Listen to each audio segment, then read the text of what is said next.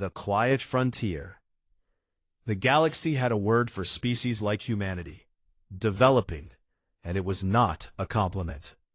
In the grand hierarchy of the Galactic Concord, where ancient civilizations traded in technologies that bent light and folded space, humans were barely a footnote, a curious little species that had crawled out of its gravity well only a few centuries ago, and scattered itself across 14 star systems like seeds thrown by a careless hand. They built farms on alien soil, and they raised children under foreign suns, and they were proud of this in the way that a child is proud of a drawing stuck to a refrigerator, sincere and completely unaware of how small it looked to everyone else. Admiral Idris Mwangi stood at the observation window of Terran Colonial Guard Station 7 and watched cargo ships drift lazily between the stars, and he thought about how peaceful everything was, and how much he hated that thought, because peace made people forget. Forgetting was dangerous. He was 62 years old, and he had commanded the Colonial Guard for 30 of those years. And in all that time, he had never fired a weapon in combat, not once. And he prayed every single night that he never would, because he had read the old history books, and he knew what humans became when they started fighting, and it terrified him more than any alien fleet ever could. Counselor Sable Voss sat in the Galactic Concord Assembly Hall on the neutral world of Thesson Prime, and smiled politely at beings who looked through her like she was made of glass. Because to them she was. Because humanity had no dreadnoughts, and no superweapons, and no ancient battle honors, and in the Concord, power was the only language anyone truly respected, and humanity did not speak it. She had spent 20 years building relationships and trading favors, and writing proposals, and asking very nicely for humanity to be included in the galactic community. And every single time the answer was the same: a polite nod that meant you are not important enough to bother with. She accepted this, not because she agreed, but because she was patient, and patience had kept humanity alive this long. Halfway across the galaxy, in the obsidian war halls of the Velcorath Dominion, Fleet Lord Zareth Cole was not patient at all. He was a conqueror, the greatest living military commander of a species that had built its entire civilization on conquest. And he stood before a holographic map of human space, and he saw opportunity the way a predator sees a wounded animal crossing an open field. The intelligence reports were clear, and they were unanimous. Humans were soft, their ships were slow and few, their weapons were primitive, their colonies were undefended, their species had no history of unified military action beyond their own homeworld. His advisors projected a campaign duration of 30 standard cycles, roughly 6 human weeks. And even that estimate was considered generous. "They are farmers," one of his intelligence officers said, with barely concealed amusement. "They grow grain and raise livestock and build schools for their young. They have a defense fleet of perhaps 200 ships. We could take their entire civilization with a single armada and still be home before the harvest season." Zareth liked the sound of that. He liked easy victories, because they made him look strong, without costing him anything. And the mineral wealth in those 14 systems would fund his political ambitions for decades. He filed the formal annexation notice with the Galactic Concord, as required by interstellar protocol. Not because he respected the Concord, but because the paperwork made the conquest look civilized. The notice arrived at the Concord Assembly like a stone dropped into still water. It created ripples, but no one moved to stop them. Counselor Voss stood before the assembly, spoke with a controlled fury that she had never allowed herself to show before. She described the 11 million people living on New Mombasa, and the families on Elysium Ridge, and the children on Frost Harbor. She asked for intervention. She asked for sanctions. She asked for anything at all. The assembly listened and did nothing, because that was what the assembly did best, when the species being threatened had nothing to offer in return. In the archives of the Shivani Collective, one of the oldest civilizations in known space. An elderly historian named Talyain watched the proceedings with a growing sense of dread that she could not fully explain to anyone because no one would believe her.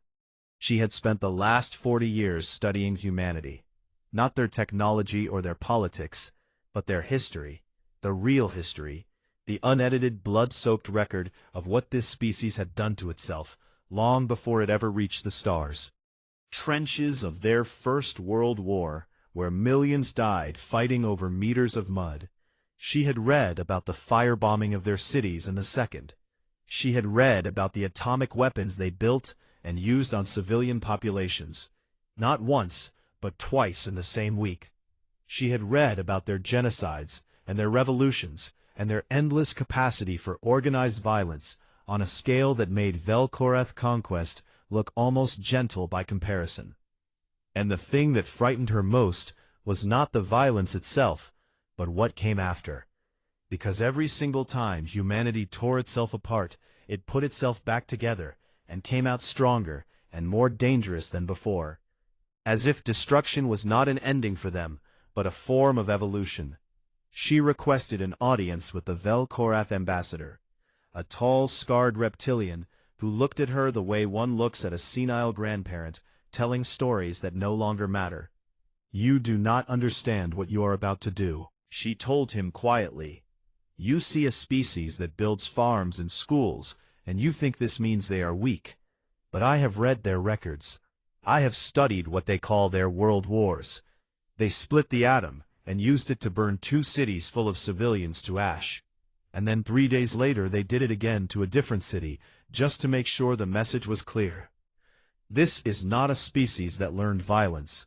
This is a species that mastered it so completely that they chose to stop. And you are about to give them a reason to start again." The ambassador thanked her for her concern and left without looking back.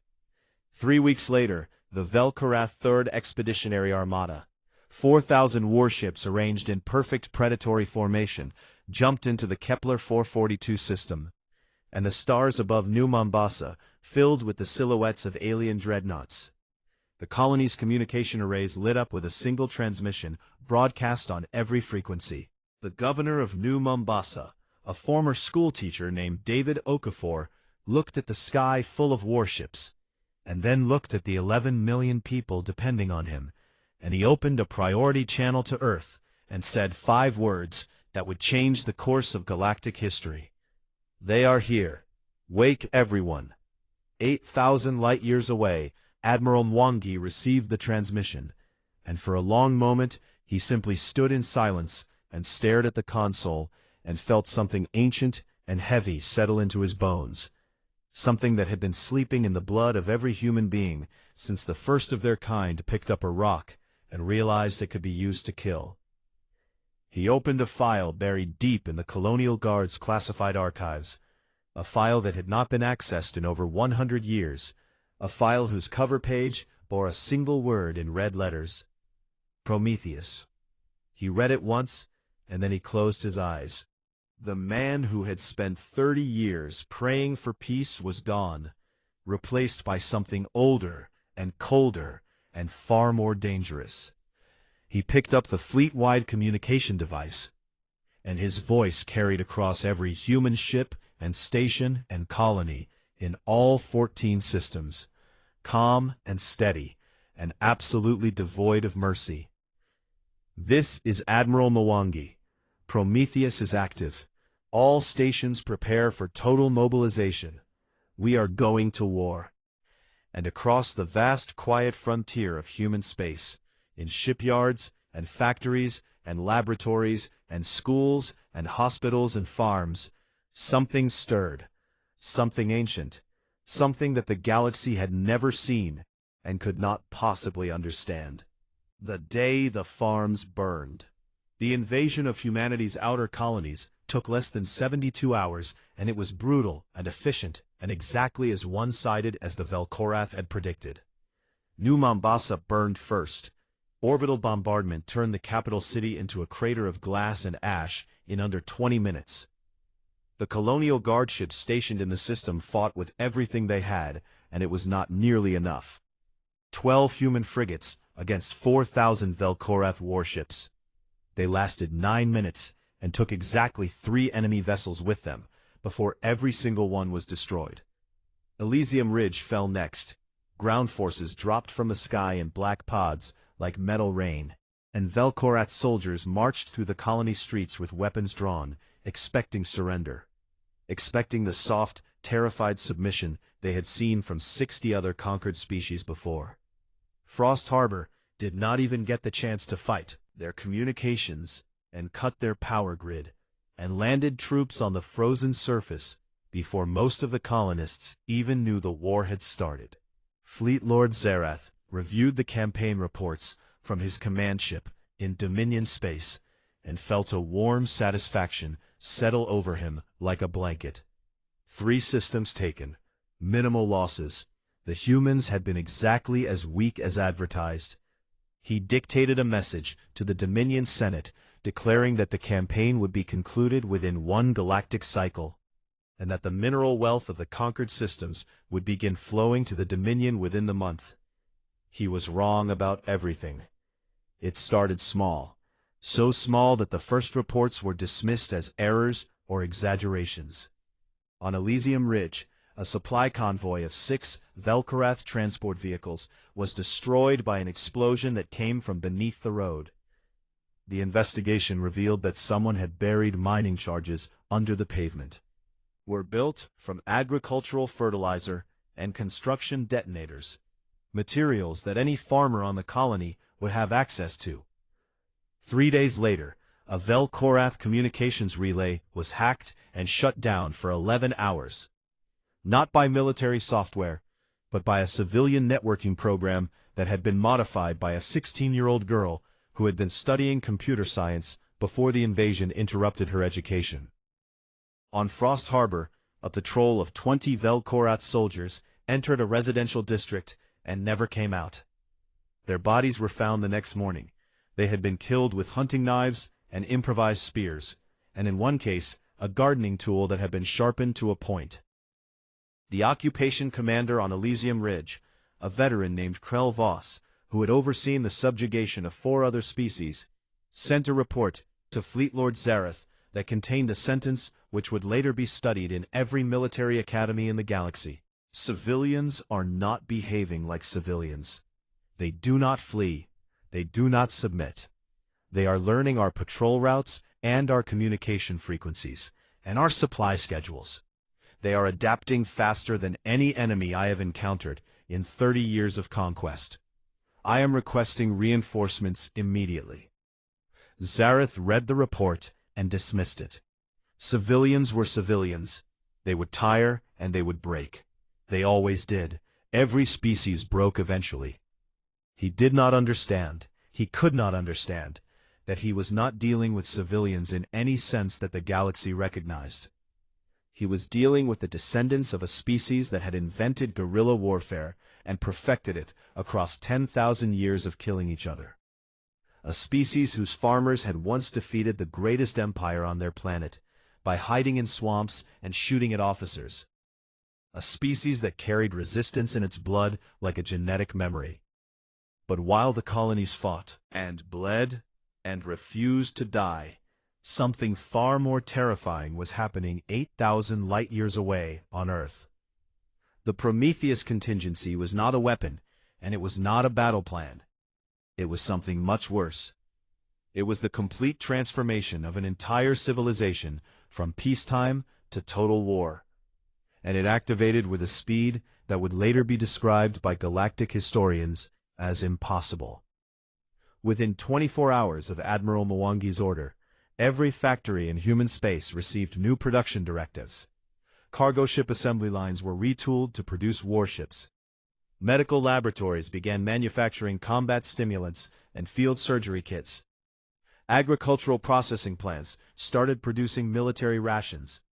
Mining operations switched from commercial extraction to weapons-grade material processing. Within 48 hours, the draft protocols were activated. But this was not conscription as the galaxy understood it. Gather soldiers. They mobilized everything. Scientists were assigned to weapons development.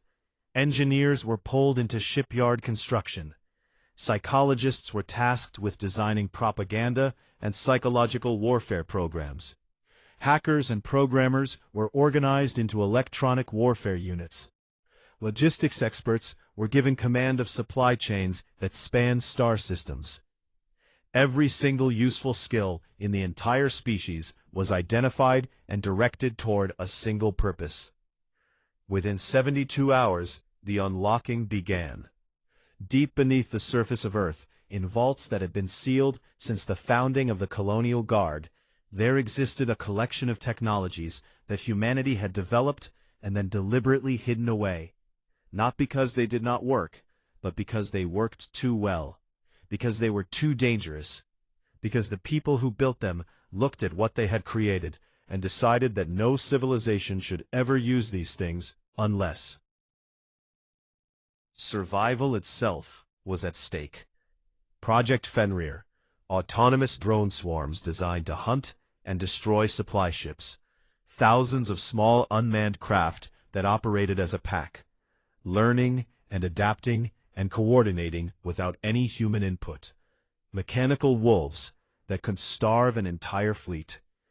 Project Mjolnir, relativistic kinetic impactors. Metal rods the size of a bus, accelerated to 90% of the speed of light. No warhead needed. The sheer energy of impact could crack a planet's crust. Unstoppable and unsurvivable.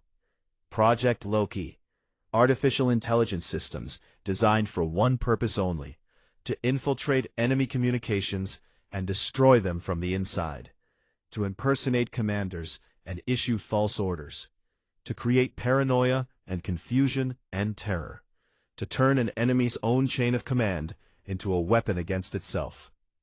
And there were others, things that even the Prometheus files described only in vague terms, weapons that the scientists who designed them had refused to name, because naming them would make them real. Counselor Sable Voss stood before the Galactic Concord Assembly one final time. She was not the same woman who had stood there weeks ago asking politely for help. That woman was gone, replaced by someone harder and colder and utterly certain of what was coming. "We asked for your help," she said, and her voice carried across the silent chamber like a blade. "We begged you to intervene. We showed you images of our burning cities and our dead children. And you looked away. Every single one of you looked away. So now we will handle this ourselves. And I want to be very clear about what that means. We are going to mobilize every resource and every weapon and every person in our civilization, and we are going to take back what was stolen from us. And if anyone in this chamber thinks about getting in our way, remember that we tried peace first. We tried asking nicely. You said no. Get the other version of humanity, the one we have spent 400 years trying to forget." She turned and walked out of the chamber, and the silence she left behind was heavier than any words could have been. Across human space, the shipyards roared to life, not with the slow, careful precision of peacetime construction, but with a furious, desperate urgency that turned raw metal into warships at a rate that galactic intelligence agencies refused to believe. They ran the sensor data 3 times because the numbers made no sense. Humanity was producing more warships in 6 weeks than their entire existing fleet. More ships than the analysts believed they could build in 10 years. The first Terran reprisal fleet assembled in the Sol system. 12,000 warships, ugly and angular and built for nothing except killing. Crewed by men and women who had watched their colonies burn and their families die, and who carried inside them a rage so vast and so cold that it did not look like anger at all. It looked like calm. It looked like patience. It looked like the steady, quiet focus of a predator that has already decided that its prey is going to die, and is simply choosing the most efficient way to make it happen. Admiral Mwangi stood on the bridge of the flagship, a massive dreadnought called the TNS Consequence, and he looked at the fleet spread out before him. 12,000 points of light against the black, and he opened the fleet-wide channel. His voice was soft and even, and it carried the weight of every human who had ever fought and died and refused to stay down. All ships, set course for Kepler 442. No retreat, no negotiation. We are taking everything back, and then we are going to make sure this never happens again. The fleet moved as one, 12,000 engines burning bright against the dark. And the galaxy watched, and for the first time it began to wonder if perhaps it had made a terrible mistake by ignoring the quiet little species on the frontier. Because the farms were burning, and the farmers were coming, and they were bringing something with them that the galaxy had never seen before: the full and undivided fury of the human race. The beasts awaken. The first Terran reprisal fleet dropped out of faster-than-light travel at the edge of the Kepler 442 system, and the Velcorath Third Expeditionary Armada detected them immediately, and what they saw on their sensors made no sense at all. Where there should have been a few hundred desperate human ships fleeing for survival, there were instead 12,000 warships arranged in a formation that no galactic species had ever used. A layered crescent with heavy dreadnoughts at the center and fast attack ships on the wings, and clouds of smaller craft swarming between them like insects around a hive. The Velcorath commander in charge of the system, a decorated officer named Admiral Drain, looked at the sensor readings and laughed, because surely this was an error. Surely this backward species could not have built this many ships this quickly. And then his tactical officer confirmed the readings a second time and a third. The laughter died in him. Admiral Mwangi sat in the command chair of the TNS Consequence and studied the enemy formation with the calm, focused attention of a man reading a book he had already memorized. He had spent the entire journey here studying every piece of intelligence humanity had ever gathered about Velcorath tactics and fleet doctrine, and he had found exactly what he expected to find: predictability. The Velcorath fought the same way every time: overwhelming force in a direct frontal assault, because it had always worked, because no species they had ever conquered had survived long enough to require a second strategy. Mwangi intended to teach them why that was a mistake. The battle began at 0347 hours Galactic Standard Time, and it was unlike anything the galaxy had ever witnessed. The Velcorath advanced in their standard wedge formation, a massive arrowhead of 4,000 warships driving straight for the center of the human fleet, and the human center gave way, not because it was breaking, but because Mwangi ordered it to. The dreadnoughts pulled back in what looked like a retreat, and the Velcorath surged forward, sensing weakness, and pushed deeper into the gap. It was the oldest trick in human military history: the feigned retreat, the same tactic that Hannibal had used at Cannae over 4,000 years ago, and the Velcorath fell into it with the blind confidence of a species that had never needed to learn from defeat. The human wings closed like jaws. Fast attack ships and heavy cruisers swept in from both sides and caught the Velcorath formation in a crossfire, and at the same moment the center dreadnoughts stopped retreating and turned their guns forward, and the entire enemy fleet found itself surrounded on three sides with nowhere to go. But it was not just the tactics that stunned the galaxy. It was the way humans fought. A Velcorath cruiser disabled a human destroyer with a direct hit to its engine section. The destroyer was crippled and burning and should have been dead. Instead, the captain turned his dying ship toward the nearest enemy battleship and accelerated to maximum speed and rammed it at full power.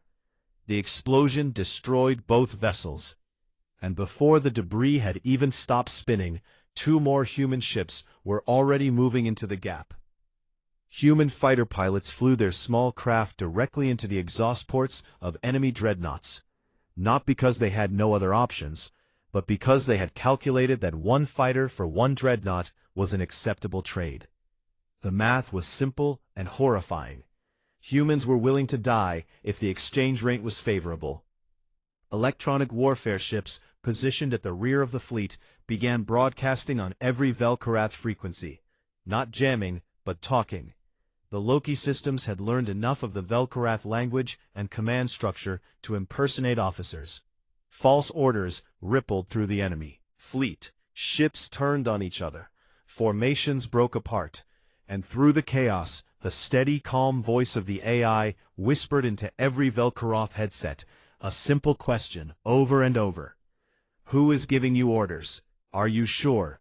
Are you really sure? The Battle of Kepler 442 lasted 9 hours, and when it ended, the Velcorath 3rd Expeditionary Armada had ceased to exist. 4,000 warships, reduced to drifting wreckage and expanding clouds of gas.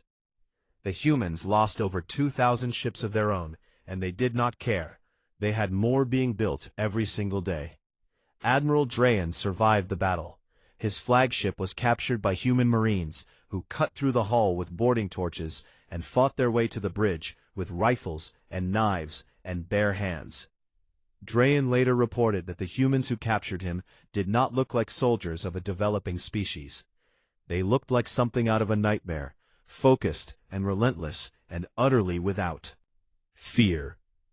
On the ground, the liberation of the colonies began, and it was savage. Human marines landed on Elysium Ridge and linked up with the civilian resistance fighters, who had been waging guerrilla war for weeks. Together, they moved through the colony, hunting Velcorath occupation forces with a methodical patience that was far more terrifying than rage. They did not scream or charge or make dramatic gestures. They simply appeared and killed and moved on, like a force of nature that could not be bargained with. The Velcorath soldiers on Frost Harbor surrendered within hours of the Marine landing, not because they were ordered to, but because the ground commander looked at what was coming for them and decided that survival was more important than honor. New Mombasa took longer. The bombardment had destroyed most of the colony, and the Velcorath had fortified the ruins. The fighting lasted 4 days, and it was brutal and close and personal. Human flag flew above the wreckage, and the surviving colonists stood in the ashes of their homes and wept. And then they started rebuilding, because that was what humans did. They broke, and then they built again. Fleet Lord Zarath received the battle reports in his war hall on the Dominion homeworld, and for the first time in his life, he felt something cold and unfamiliar crawling through his chest. The Third Armada was gone, completely destroyed, by a species that his intelligence officers had classified as a minor nuisance. He ordered the 5th and 7th Armadas to converge on human space. 10,000 additional warships. This would end it. This had to end it. The Galactic Concord watched all of this with mounting unease, not because humanity was losing, but because humanity was winning. Winning in a way that no developing species was supposed to be capable of. Winning with a speed and ferocity that suggested the galaxy had fundamentally misunderstood what it was dealing with. Archivist Tal Yen was given an emergency session before the Concord Assembly. She stood before the gathered representatives of 100 species, and she did not mince words. "You are afraid," she said, "and you should be, but not for the reasons you think. You are not watching a small species get lucky. You are watching a species reveal its true nature, and that nature is something none of you have ever encountered before." She paused and looked across the silent chamber. Every species in this Concord evolved to survive its environment. The Velcorath evolved as predators, the Shivani evolved as thinkers, the Terrain evolved as builders, but humans did not evolve to survive their environment. Humans evolved to dominate it, and then they dominated each other. For 10,000 years they fought war after war against the most dangerous enemy they could find, themselves, and each war made them better at killing, better at strategy, better at industry, better at turning their entire civilization into a weapon. She let that settle over the assembly before she continued. You see their kindness, and you think they are gentle. You see their diplomacy, and you think they are weak. You see their farms and their schools and their art, and you think this is who they are. But you are wrong. All of those things are what they built to contain what they are. Humans are not a peaceful species that learned war. They are a warlike species that learned peace. And the Velcorath just reminded them of everything they were trying to forget. The assembly sat in stunned silence. 2 days later, the Velcorath 5th and 7th Armadas arrived in the Kepler 442 system, expecting to avenge the 3rd Armada. Instead, they found the human fleet waiting for them in a formation that left only one direction to go: forward, into a corridor of overlapping fire zones that Mwangi had spent 2 days preparing. Battle of Kepler 442 lasted 14 hours, and it ended with the near-total destruction of both Velcorath armadas. The humans lost ships, they lost thousands of people, and they did not slow down, not even for a moment. Zarath stood alone in his war hall, staring at a holographic map that now showed human forces pushing outward from Kepler 442 into Dominion territory, and the cold thing in his chest had grown until it filled his entire body, and he finally recognized it for what it was: fear. He had conquered 60 species, and he had never once been afraid, and now he was afraid of farmers. The galaxy watched and whispered and wondered what would happen next, and the answer was worse than anyone imagined. Because humanity was not finished. Humanity was not even close to finished. The beasts were fully awake now, and they were hungry, and they remembered everything. The hunt. The Galactic Concord sent 3 separate diplomatic delegations to Earth in the span of 2 weeks, and each one carried the same message. Humanity's colonies had been liberated. The war was won.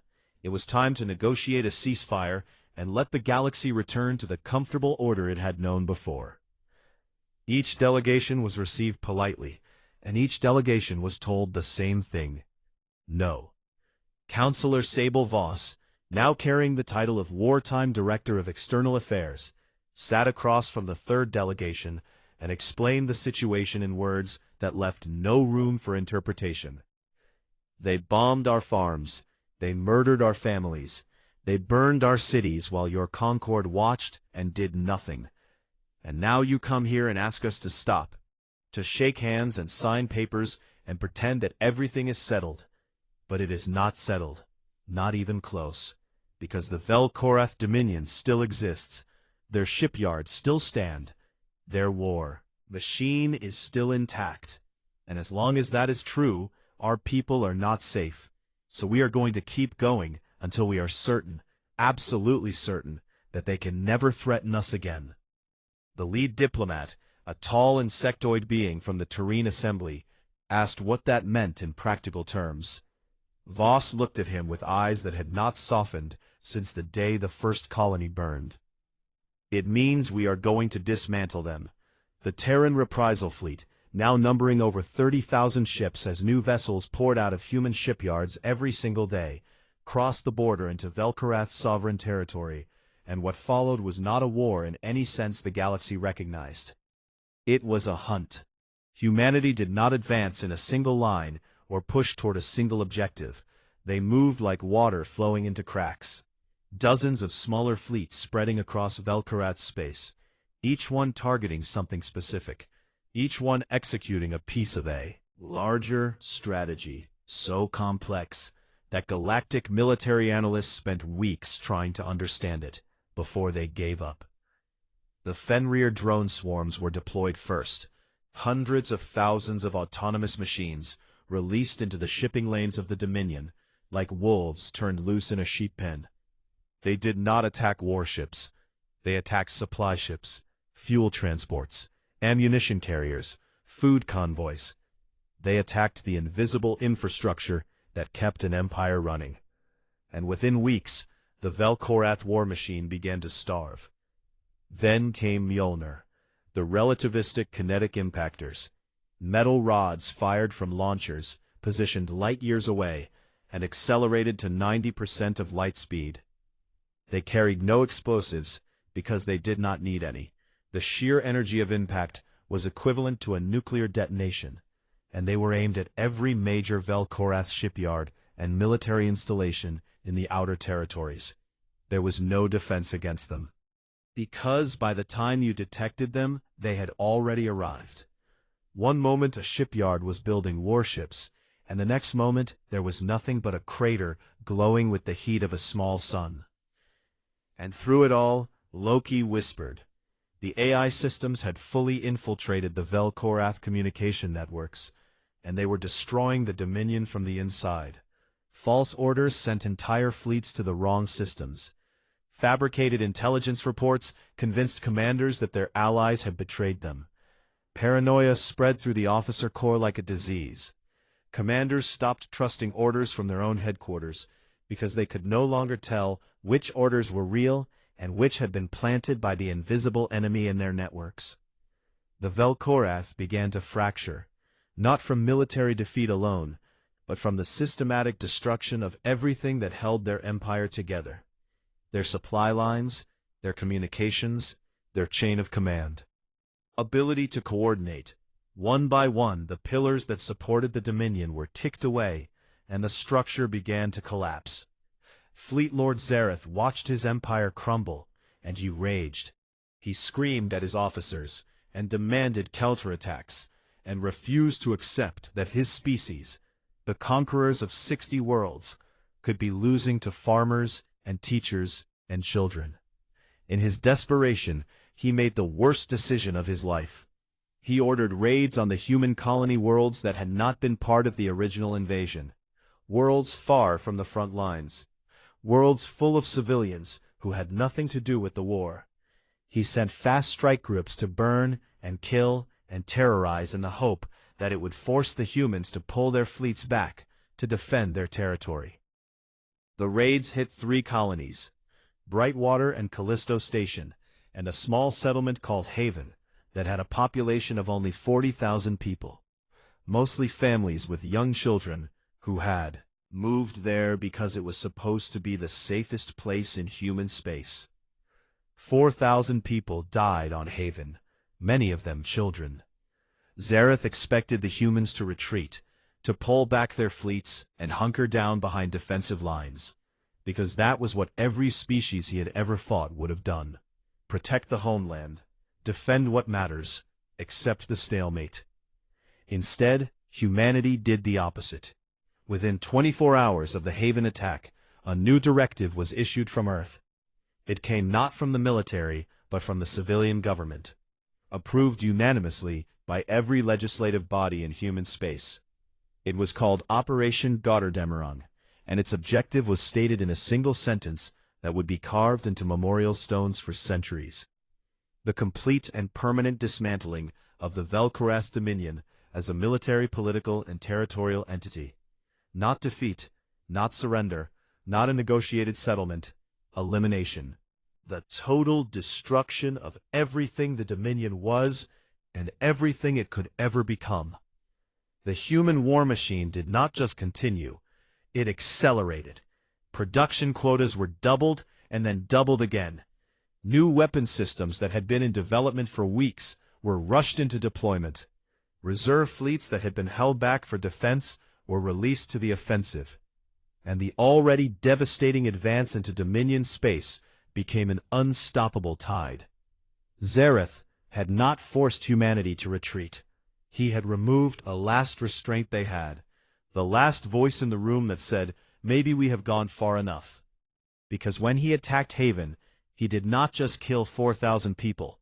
He killed the part of humanity that was still willing to show mercy. Archivist Talyin sat alone in her study on the Shivani homeworld and recorded what she believed might be the most important entry in her 50-year career. I have watched many wars, fall of empires, and the extinction of species, but I have never seen anything like what the humans are doing. It is not conquest. They do not want Velcorath territory. It is not revenge. Revenge has limits, and what they are doing has none. The closest word I can find in any galactic language is erasure. They are erasing the Velcorath Dominion's ability to exist as a threat, systematically and completely, with the cold efficiency of a surgeon removing a tumor. They have a word for it in their own language. They call it total war.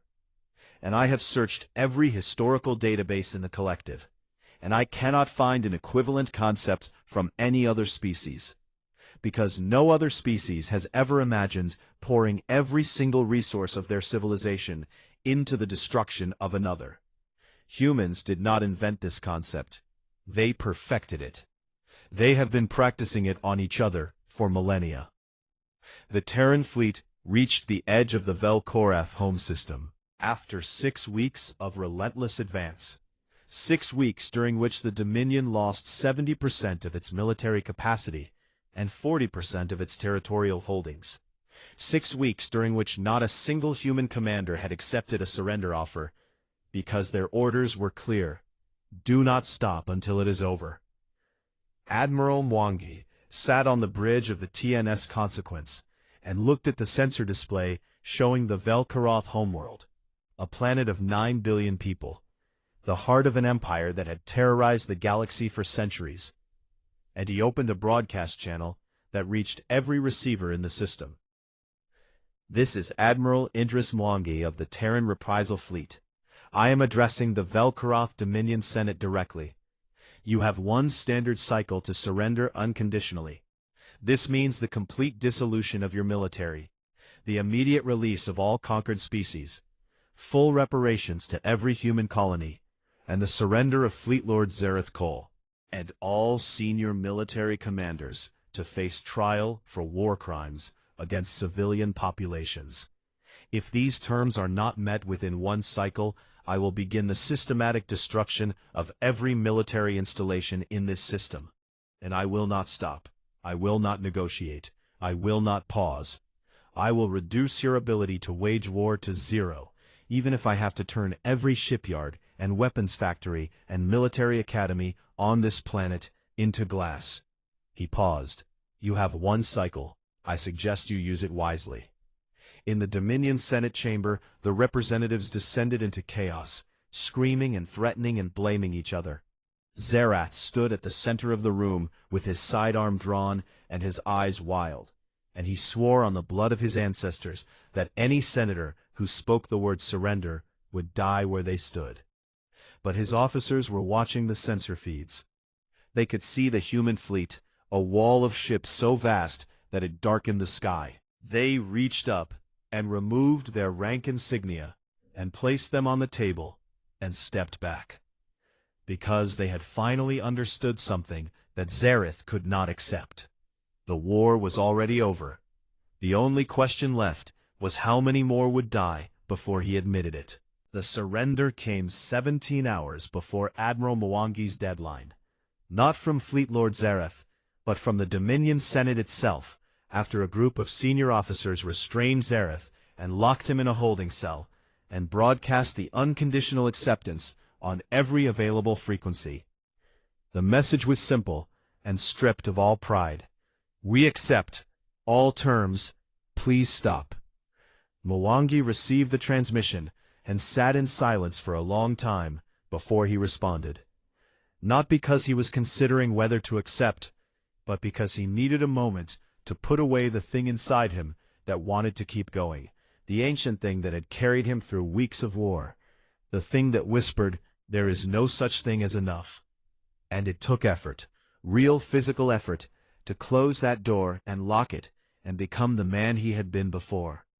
He opened the fleet channel and spoke 6 words that ended the largest military conflict in galactic history. History. All ships, stand down. It is over. Across the Velcorath home system, 30,000 human warships powered down their weapons, and the silence that followed was so sudden and so complete that the Velcorath monitoring the frequencies thought for a moment that their equipment had failed. It had not failed. The guns had simply gone quiet, And somehow, that was more frightening than the shooting. The terms of surrender were enforced immediately, and without negotiation, because there was nothing left to negotiate. The entire Velcorath military was permanently disbanded. Every warship was decommissioned. Every weapons factory was shut down. Every military academy was closed. The infrastructure of conquest that the Dominion had built over centuries was taken apart piece by piece under human supervision. All 63 species that had been living under Velcorath rule were given their independence. Some of them had been conquered so long ago that they had no living memory of freedom. Human diplomats helped them establish provisional governments and provided aid while they rebuilt. And when these newly freed species looked at the humans who had liberated them, they did not see saviors. They saw something they could not quite name, something powerful and kind and terrifying all at once. Reparations were paid to every damaged human colony, not merely in resources, but in labor. Velcorath workers were sent to help rebuild what their empire had destroyed. They worked alongside the humans whose cities they had bombed, and the humans treated them not with cruelty, but with a stiff, distant civility that was in some ways harder to bear than hatred would have been. Because hatred could be understood. But the look in the eyes of a woman handing you a construction tool while you rebuilt the school where her children had died, that was something else entirely. Fleet Lord Zareth Cole was brought to trial. Military tribunal. Not a quick execution. Not the kind of summary justice that the Velcorath themselves would have administered.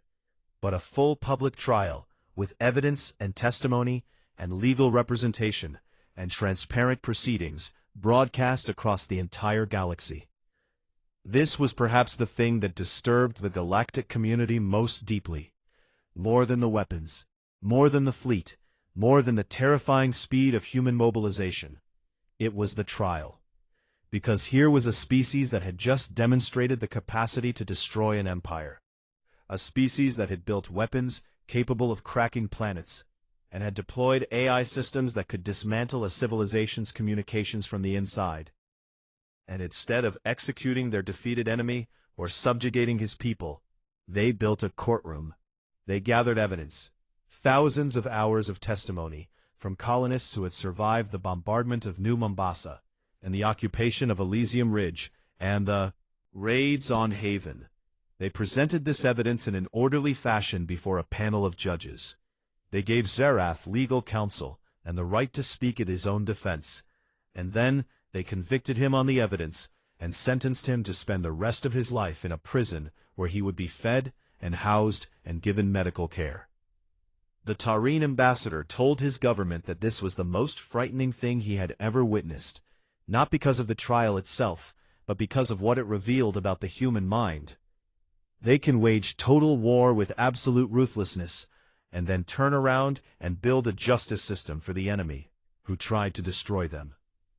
They can hold both things inside themselves at the same time, the fury and the fairness, and they can choose between them like selecting a tool from a shelf. I do not know how to deal with a species that can do this. I do not think anyone does. The Galactic Concord moved quickly, not out of respect, but out of fear. Humanity was offered full membership in the Concord, with all privileges and voting rights and security guarantees. It was the fastest membership approval in the Concord's 4,000-year history. And everyone knew it was not a reward, but an attempt to bring humanity inside the tent, where it could be watched and managed and hopefully contained. Counselor Sable Voss accepted the membership in a ceremony broadcast to every inhabited world in the galaxy. She stood at the podium in the great assembly hall, where she had once begged for help and been ignored. And she looked out at the gathered representatives, and her face showed nothing. No triumph, no satisfaction, no anger. Just a weariness so deep, it seemed to go all the way down to her bones. "We came to you as friends," she said. "We built our colonies on the frontier, and we asked only to be left alone. We traded with you. We learned your languages. We respected your customs. And when we were attacked, you did nothing. You sat in this very chamber and watched our cities burn on your monitors. And you decided that we were not worth helping. So we helped ourselves. She paused, and the silence in the hall was absolute. Now you offer us a seat at your table, not because you respect what we built, not because you admire our culture or our values, but because you are afraid of what we did. And we will accept your offer, because a seat at this table gives us a voice, and a voice is better than a gun. But understand this, we will never again trust our survival to anyone's goodwill. We will maintain our fleet, we will keep our weapons, we will be kind because we choose to be kind, but we will never again be weak. And if anyone in this galaxy ever threatens our people again, they will learn the same lesson the Velcorath learned, that the most dangerous thing in the universe is not a species that loves war. It is a species that hates war, but is very, very good at it. Stepped down, and the assembly applauded, because they did not know what else to do. In the months that followed, the galaxy changed in ways both obvious and subtle. Species that had ignored humanity now sent delegations to Earth. Military attachés from dozens of civilizations requested permission to observe human training exercises. Scientists asked to study human history and psychology. And everywhere there was a new undercurrent of caution, a wariness, a sense that the roles of the galaxy had been rewritten and no one was quite sure what the new rules were. Admiral Mwangi retired on a Tuesday. There was no ceremony because he did not want one. He signed his discharge papers and walked out of fleet headquarters and went home to the small apartment in Nairobi where he had lived before the war.